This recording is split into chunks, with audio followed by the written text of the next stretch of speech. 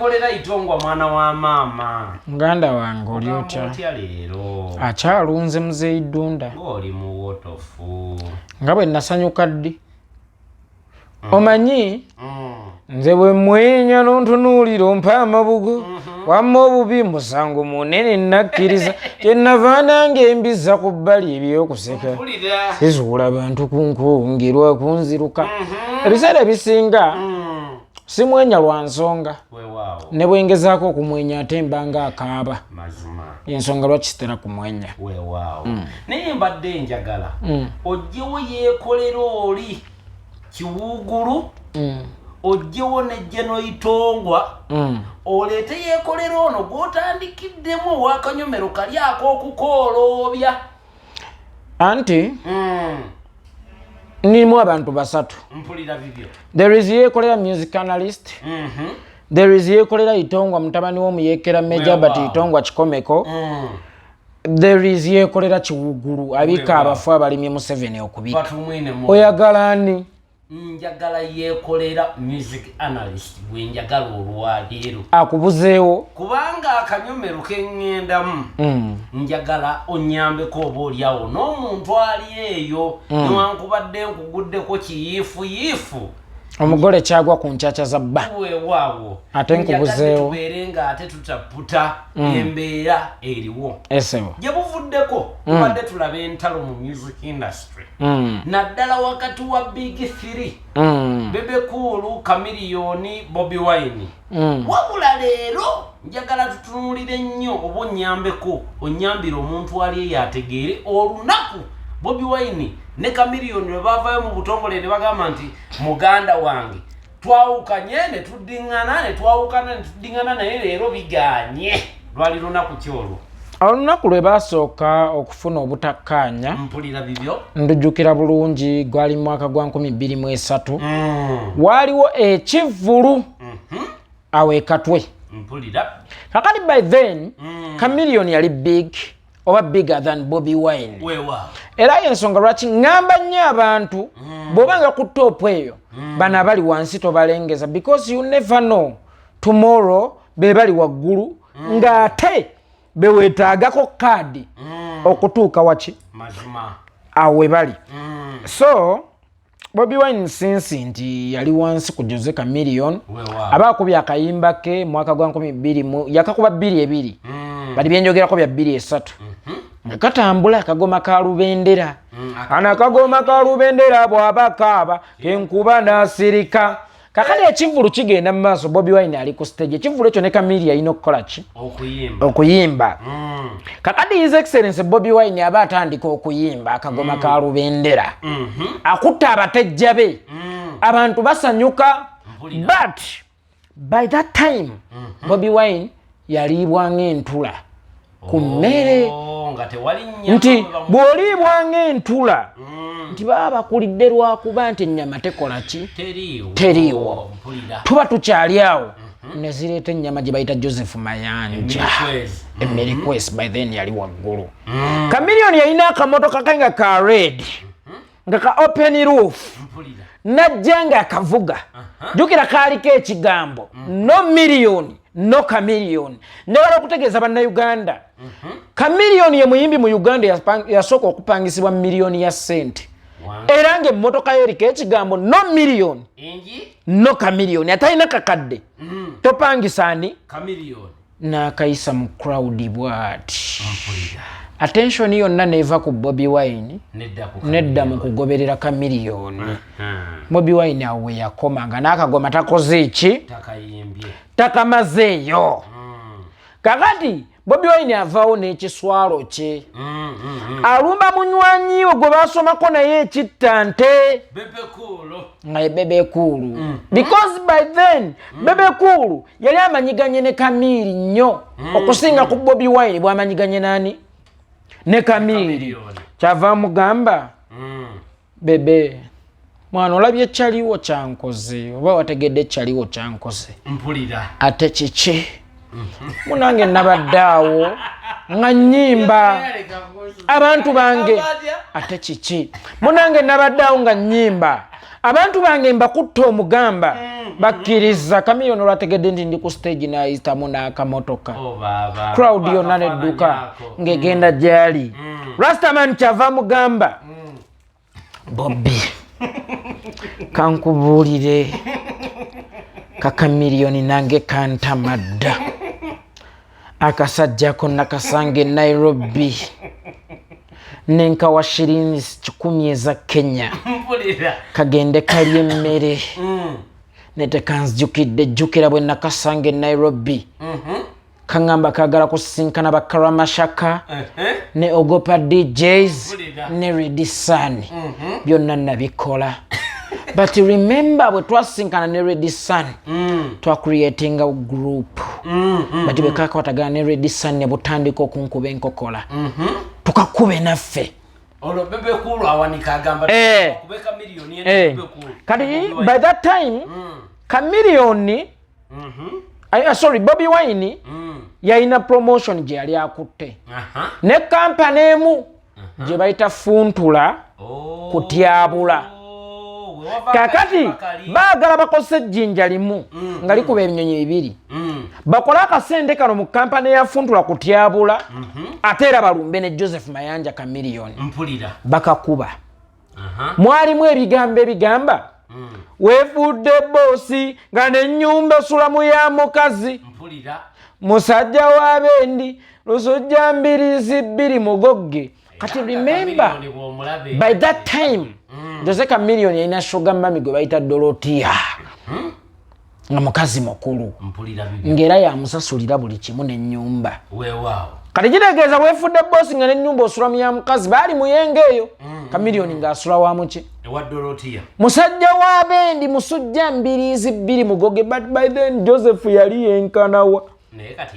era nakati yenkanawa atakogga atakola ki atagejja kakati bwamuyita musujja mbirizi bbiri Bobi yayimba kavaasa ako bebe kulu ajja ogwagala obusajja obwakopyewala ate nga n'obukapa bwakapawala Chameleon yali mukapa ng'era bwali leero kandi lwaki ekyamuyisa omukopi omusajja omukopi yafumbirwa kakati by that time Dorotia I mean Humphrey Mayanja mukulu wa Jose Chameleon ye yali manager we amutwalira ku luyimba olwo by that time nga Chameleon yali mu recordinga tape eyaneekolera maali abogera mpulira but behind that tape there was a song called Beikali naliyo kakati Beikali Chameleon awuliriza oluyimba olwo lumuyita mu byenda akaaba bamuvumye nnyo kakati bwaluwuliriza wano nga recordinga Beikali ateekamu bupaatu atoba bakaye kati nange nsazeewo nkaye Abababiloni bakaye Chameleon nsazeewo nkaye agamba bano ababiri bebe kulu ne Bobi Wine yes but Chameleon Joseph abantu abo yabakuba sympathy card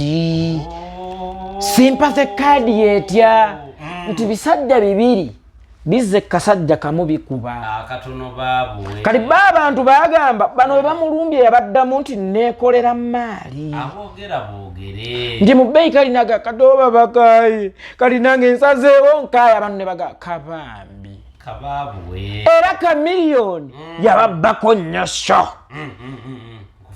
yafuna public sympathy oshegeera kakati tutambulyamu embeera Chameleon yakubye ennyimba ezirumba Bobi but then beef yali wakati wa Bobi ne Chameleon kwawe bali benkana yali one man yali odd man out yali munafu nnyo kati beef yababereramu okubeera nga ekintu kyabwe kiyitimuka kati beef edda wakati w'abantu bameka babiri Chameleon akuba Bobi akuba kati Bobi atuuka avaayo nnyo ng'abantu ensi etandise omukkiriza omutegeera kakati Chameleon atandika ekibeera ky'okumutomera nga buli wamusanze oba eky'okumuwendulira abakubi buli wamusanze but eky'okukuba kyazitowamu kubanga Bobi yalina eggaali okusinga Kamiri wadde naye yagikola ki n'atandika omumutomera nga buli wamusanze n'okugenda ng'amwogerera mu bantu n'okusasulanga media ereme kuba music we because Chameleon by then yalinamu kasente akasinga akaani aka Bobi Wine kati Bobi Wine akuba akayimba nani manjine tutandika okukola nokolereka wimpe nekolereka mocha walima muwogo neni mama toke nga fenna gye tunoonya kwe kufuna muwogo yabalama ngunofuna nodulira fabali tetunafuna nayomanya nadanaendaladada era nange bwaca nenfuna emusajja sekutandikanga gwe wakuma omuliro gutalizikiranga walyange ebiwogo nga nkwegomba kakati kakati amukoona mu kayimba ako yali akulembedde okudda emabega Chameleon anyiga kati laba empalana wenva ennyo Chaga yagayo adduka mu Lyon Island ataddewo omulabe mu firebase omanyi twatukako ku mbeera ng'ava mu firebase alina kugenda mu Lyon Island alumye Bobi ng'ate n'ava mu Lyon Island alina kugenda mu firebase alumye Chameleon kati Master Parrot bw'asala okuva mu firebase agende mu Lyon Island akuba akayimba Katonda gampadde lekoti mbeetegule mbalese mu ssente zaabwe mazima nzeereka nkole zange ku birungi byekkoledde kanyimbe ku birungi byekkoledde lwaki bukyayi bunsasudde mazima nze nenkola gwolye Lyon Island njekutte bano kati be bange mwentadde future yange Jose Chameleon kakati laba bwe kijja ne Chaga n'asala n'ava mu Lyon Island n'agenda mu firebase akuba oluyimba Chameleon akuba oluyimba n'ozuula n'enjala munno abeewo kale mama kakolimya akasajja ko kakolima ojjandikeka Katonda befuula kakati ekyasinga oluluma Chameleon yali ayagala Chaga abulweko obwekyusizo Bobi Wine bagambe abekengere ng'alinga agamba nti ne Chaga gyakwolekeddeeyo kati ate Bobi Wine gwe bagamba abagambe aba abekengere Bobi Wine n'asembeza Chaga ne Chaga n'aweereza omuliro yakuba ennyimba ezo sirina musango ze nayamba gwe ali mu lugendo ne nkusomosa omugga olwagubuka noneefuulira bwamala okukuba oluyimba olwazzaako ompalanira bwereere sebugu sirina kye nakola empalana nekama kati tujja mwaka gwa 2008 tuba ne show ya Abdumulasi kwa Afrikana bana amalusu gafuuka engeregeza Abdumulasi yali akoleddeko kwa Afrikana yali mukambwe nnyo Kamiri ng'alina obusungu ku Chaga naye ng'ate alina okukola akalango ka Abdumulasi promoter yamusasudde n'amenya abaana abeerayo nkuba akafaananyi ako Bobi ne Chaga nabo baakubeerayo ng'aboogerako bejjako bamu manager Abdumulasi Chameleon ajja ne balasi ye Bobi ne Chaga nabo baakubeerayo abejjako buki bwejja mpulira tutambulira mu embeera beesanze beetomedde beesanze mabaala beekubye n'ebirala kati Joseph ajja afuna obuzibu bamukubira TZ eyo gy'alimba ensimbu yava ku kalina ey'okusatu n'agwa ani ava ku kalina ey'okusatu ng'atamidde Chameleon tabangako ng'ali soba no Joseph Chameleon gwe mmanyi tabangako ngali soba. Chameleon buli wemulaba abatamidde bamukuba yayagala muko omusajja abatizedi ne bamukuba ndi byogera era ndibigattamu but Chameleon tagwangako ku kizimbe nti ave ku kizimbe agwe Joseph Mayanja Chameleon mukwano gwange omubwati tata Abba eyali bba wa Daniela kale ngamba nti tobyogedde eyali bba wa Daniela ngamba nti tobyogedde yayagala muko omusajja TZ bamuligita bamukuba kakati Chameleon kyeyansanyusaako kiri kimu bw'aba alimba alekawo gaapu y'amazima amatono bamukuba bamumenya alimba paka basajja bamuwutula bamuligita ng'ente baligita Miri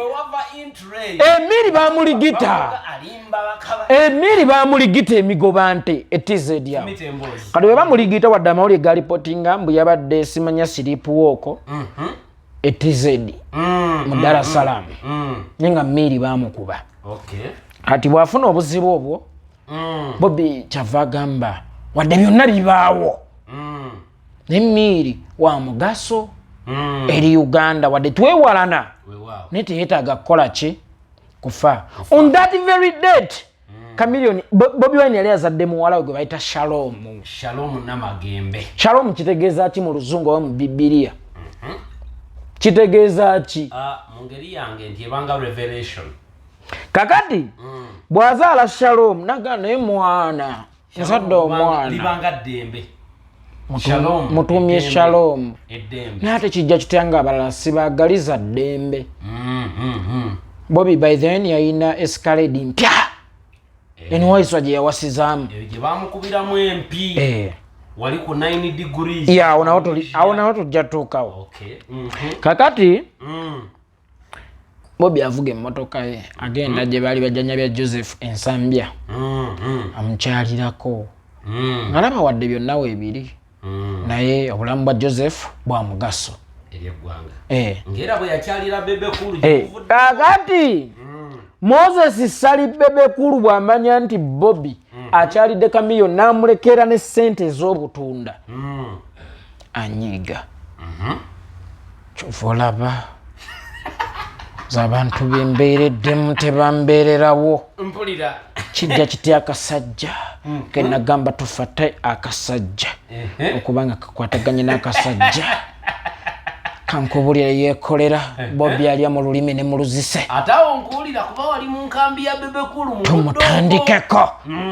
bonze mukube rasta empala naawe ekola ki weva oba obukubagano webukola ki obuva because Bobi Wine yakola ekintu ekituufu ku muntu era omutuufu no si mu budde obukyamu bwali budde butuufu ekintu kituufu ku muntu omutuufu because Joseph yali afunye obuzibu mu budde obwo era nga muntu mutuufu Bobi n'asalawo azze ku empala n'ebbali agenda alabe ku Joseph Mayanja ensambya gye yali ajja era omulaba nti humanity yamukuliramu bebekulu akola ki anyiga but since then ndowooza Bobi ne Chameleon tebaddamu funa miranye weewaawo kati bebekulu atatandikayo okuwalana Bobi ati awo lwaki tolinda ne tugendawo paati eddako tulisisinkana olundi abankuumire